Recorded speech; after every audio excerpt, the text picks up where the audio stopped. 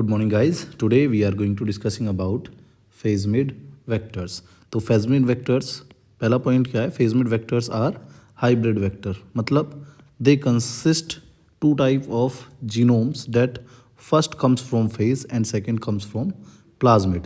तो इनमें होगा क्या? इन्हें हाइब्रिड कहने का मतलब क्या है कि इसमें फेज का डीएनए भी होगा और प्लाज्मिड का डीएनए भी होगा, दोनों को मिला करके बन गया फेज-मिड वेक्टर. ठीक है, इसलिए हमने फेज-मिड बनाया. अब फेज-मिड बनाने का बेनिफिट क्या है? फेज-मिड पहला तो ये लार्ज डीएनए इंसर्ट करा सकते हैं किसमें? होस्ट के अंदर.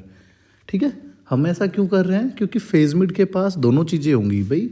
फेज-मिड के पास phagemid consist both the sites यानी ओरिजिन ऑफ रेप्लिकेशन दोनों के लिए. पहला इसके पास ओरिजिन ऑफ रेप्लिकेशन होगी फेज के लिए भी यानी वायरस के लिए भी, और ओरिजिन ऑफ रेप्लिकेशन होगी इसके पास बैक्टीरिया के लिए भी. ये बात क्लियर हो रही है? इसका मतलब इसके पास दो ओरिजिन ऑफ रेप्लिकेशन होंगी. ये सबसे बड़ा बेनिफिट है इसका. ठीक है, जैसा कि हमारे पास एक एग्जांपल है, जैसा कि हमारे पास यहाँ एक एग्जांपल है pea blue script second S के. इसमें क्या क्या होता है? इसका साइज़ है 2.9 KB. बहुत ही स्मॉल वेक्टर है क्योंकि पहली रिक्वायरमेंट क्या होती है एक प्लाज्मिड वेक्टर की? It must be smaller in size. तो पहली क्राइटेरिया को ये फुलफिल करता है. फिर इसके पास क्या है? एक ओरिजिन ऑफ रेप्लिकेशन है फेज के लिए. ठीक है ना, फेज से इट कम्स फ्रॉम फेज. और कौन सा फेज है? F1 मतलब फिलामेंटस फेज. और फिलामेंटस फेज हमारे पास कौन सा था? M13. यानी इसकी ओरिजिन ऑफ रेप्लिकेशन किससे ली गई है? ये ली गई है भाई M13 बैक्टीरियोफेज से. अब इसकी वजह से क्या बेनिफिट होगा? It can replicate inside the phase, यानी फेज के अंदर भी ये रेप्लिकेट कर सकता है. ठीक है, तो हम इसके अंदर जीन ऑफ इंटरेस्ट प्लेस करके इस वेक्टर को यूज़ किया जा सकता है ट्रांसडक्शन के प्रोसेस कराने में. क्योंकि ट्रांसडक्शन वो मैकेनिज्म है, ट्रांसडक्शन वो प्रोसेस है जिसके थ्रू जीन ट्रांसफ़र किया जाता है किसके अंदर? फेज़ टू बैक्टीरिया, यानी बैक्टीरियोफेज को यूज़ करके बैक्टीरिया के अंदर जीन ऑफ इंटरेस्ट को प्लेस कर दिया जाता है. ठीक है, अब पी ब्लू स्क्रिप्ट में देखें दूसरी ओरिजिन ऑफ रेप्लिकेशन किसके लिए है? Origin of replication for plasmid. और जनरली ये ओरिजिन ऑफ रेप्लिकेशन किससे आई है? PUC18 या 19 वेक्टर से. हालांकि हम चाहें तो इसकी जगह पर PBR3222 वेक्टर भी यूज़ कर सकते हैं जो आपके NCERT में गिवन है. अब तीसरी कंडीशन क्या है कि इसके पास जीन ऑफ मार्कर जीन होने चाहिए. तो मार्कर जीन कौन कौन से होते हैं इसके पास? लेगजेड जीन और एम्पिसिलिन रेजिस्टेंस जीन. आप जानते हैं भाई जिसके पास भी लेगजेड जीन होगा वो कहाँ इन्वॉल्व होगा? ब्लू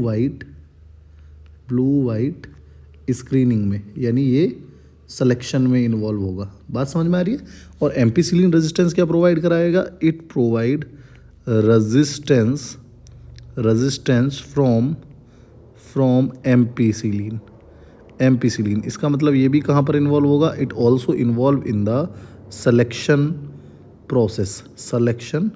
प्रोसेस में ये भी भाई आपके इन्वॉल्व होगा. ये बात क्लियर है? अब इसका बेनिफिट क्या है? और दूसरा कि इसके पास कॉस साइट्स भी प्रेजेंट हो सकती हैं. ठीक है, क्योंकि ये किसका पार्ट है? फेज का पार्ट है. और आप जानते हैं फेज की एक बेसिक प्रॉपर्टी क्या थी? Cos sites. कॉस साइट कौन सी भूल गए? 12 न्यूक्लियोटाइड की कॉस साइट्स प्रेजेंट होती हैं. और ये प्रोवाइड क्या कराती हैं? ये प्रोवाइड कराती हैं सिंगल स्टैंडर्ड डीएनए, जिसकी वजह से कॉम्प्लीमेंट्री बेस पेयरिंग हो जाती है. ठीक है, यानी जो लीनियर डीएनए है डबल स्टैंडर्ड वो कैसा हो जाएगा? फाइनली वो सर्कुलर डीएनए में कन्वर्ट हो जाएगा. ये बात समझ में आई भाई इतनी? अब हम इसको यूज़ क्यों कर रहे हैं भाई? यूज़ क्यों कर रहे हैं उसका बता देता हूँ. पहला तो प्रोड्यूसिंग जीनोम लाइब्रेरी, यानी हमने क्या किया है? जीनोम लाइब्रेरी समझते हैं आप? जीनोम लाइब्रेरी का मतलब है कि जब भी हमें किसी ऑर्गेनिज्म की जीनोम लाइब्रेरी बनानी है तो हम क्या करते हैं? सबसे पहले उसका डीएनए लेते हैं, डीएनए को फ्रेगमेंट्स में ब्रेक करते हैं रेस्ट्रिक्शन एंडोन्यूक्लियस की हेल्प से. इन फ्रेगमेंट्स को हम स्टोर कर देते हैं वेक्टर्स के अंदर. ठीक है, तो सारे डीएनए को वेक्टर्स के अंदर बना करके इन वेक्टर्स को सेव कर लेते हैं, जिस तरह से एक लाइब्रेरी के अंदर बुक्स प्रेजेंट होती हैं. इसी को हम कहते हैं जीनोम लाइब्रेरी. उसके लिए यूज़ कर सकते हैं। दूसरा डीएनए सीक्वेंसिंग में यूज़ किए जा सकते हैं। भाई डीएनए सीक्वेंसिंग आप जानते हैं to find out the DNA sequencing क्या है, to find out the order of nucleotides in a given DNA यानी जो भी डीएनए आपको दिया है उसमें ऑर्डर ऑफ न्यूक्लियोटाइड क्या है उसको फाइंड आउट करना डीएनए सीक्वेंसिंग कैसे करते हैं, और इसके लिए हम फेजमिड्स को यूज़ कर सकते हैं। ठीक है, तो phagemids are good option for DNA sequencing. Site directed mutagenesis, अगर हम चाहते हैं कि म्यूटाजेनेसिस यानी create a desired mutation in the genome, उसको कहते हैं site directed mutagenesis. Suppose that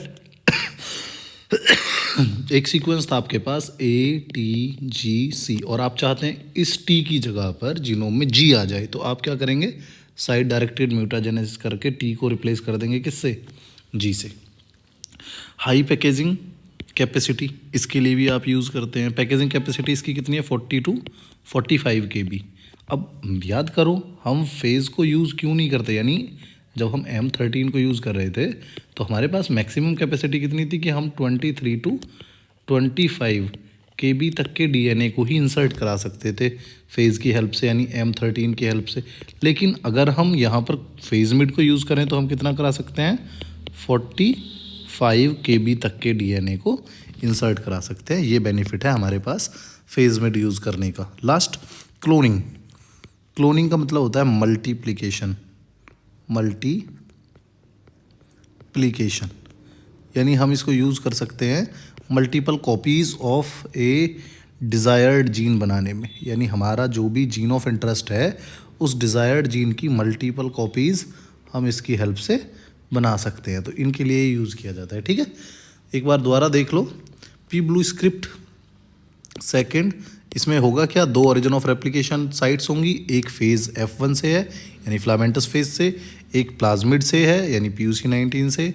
उसके बाद इसके पास लैग-Z जीन ऑफ इंटरेस्ट है, उसके जीन ऑफ इंटरेस्ट नहीं, लैग-Z जीन जो है वो सेलेक्टेबल मार्कर है और जिसके अंदर MCS यानी मल्टीपल क्लोनिंग साइट्स होंगी, रेस्ट्रिक्शन एंडोन्यूक्लियस की। ठीक है, अब रेस्ट्रिक्शन एंडोन्यूक्लियस क्या हो सकता है, जैसे सपोज दैट EcoR1 भी हो सकता है, यहाँ पर SAL1 भी हो सकता है, एम्पिसिलिन रेजिस्टेंस है और इसके पास भी MCS है, यानी ये एक बेहतरीन वेक्टर हो सकता है RDT के लिए। ठीक है, ओके, चलो अगर वीडियो ठीक लगी है तो लाइक कर दो और चैनल को सब्सक्राइब कर लो भी नेक्स्ट वीडियो देखने के लिए। ठीक है।